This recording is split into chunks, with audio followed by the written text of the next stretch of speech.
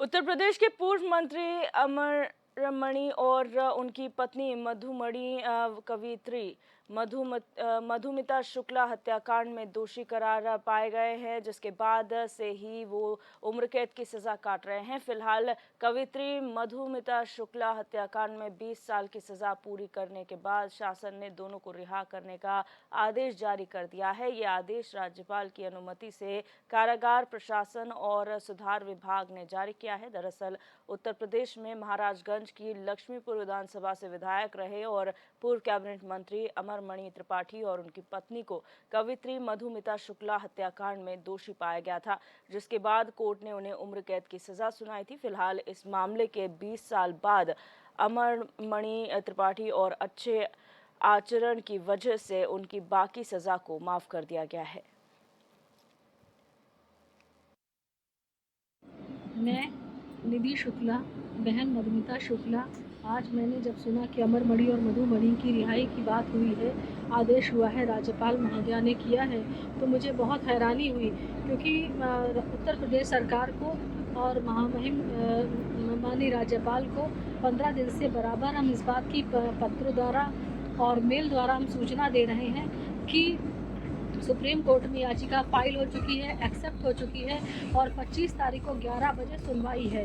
फिर यह आदेश किस तरह से हुआ है, मुझे पूरी उम्मीद है कि राज्यपाल महोदया जी को भ्रमित करके ये आदेश करवाया गया है। मेरी प्रार्थना है कि जब तक सुप्रीम कोर्ट का कोई आदेश नहीं आ जाता, तब तक इस रिहाई पर रोक लगाई जाए, जिससे मेरे जो 20 वर्षों का संघर्ष है उसकी कुछ लाज आप लोग रख लीजिए। सिर्फ उतनी देर का समय आप लोगों से मांग रहे हैं कि सुप्रीम कोर्ट जब तक कोई आदेश ना दे दे, क्योंकि मैंने सुप्रीम कोर्ट में कंटेम्प्ट ऑफ कोर्ट की याचिका फाइल करी है, जिसकी सुनवाई कल 25 तारीख को 11 बजे होनी है। और यूपी हेड अमितेश श्रीवास्तव हमारे साथ फोन लाइन पर जुड़ चुके हैं। अमितेश, ये जो मामला है 20 साल पुराना है, लेकिन एक बार फिर चर्चाओं में इसलिए है क्योंकि अमरमणि त्रिपाठी और उनकी पत्नी जो मधुमिता शुक्ला की हत्यारे हैं घोषित किए गए थे, उन्हें अब रिहाई मिल रही है। क्या जानकारी आपके पास है? देखिए दिव्यदर्शनी, पूर्व मंत्री अमरमणि त्रिपाठी की जो रिहाई के आदेश हैं वो जारी कर दिए गए हैं और दरअसल माफीनामा के तहत ये पूरा रिहाई का आदेश जारी किया गया है। राज्यपाल ने इनकी अच्छे जेल में किए गए अच्छे जो आचरण है और उनकी वजह से अमरमणि त्रिपाठी और उनकी पत्नी को जेल से रिहा करने का आदेश दिया है। लेकिन इस बीच जो मधुमिता शुक्ला हत्याकांड के उस वक्त बहुत सुर्खियों में रहा था। तकरीबन इस पूरी घटना को 19-20 साल हो गए हैं, लेकिन अब जो मधुमिता की बहन है उसने सवाल खड़े किए हैं और उसने साफ तौर पे कहा है कि दरअसल निधि शुक्ला ने साफ तौर पे कहा है कि कहीं ना कहीं गुमराह करके राज्यपाल को यह आदेश जारी किया कराया गया है।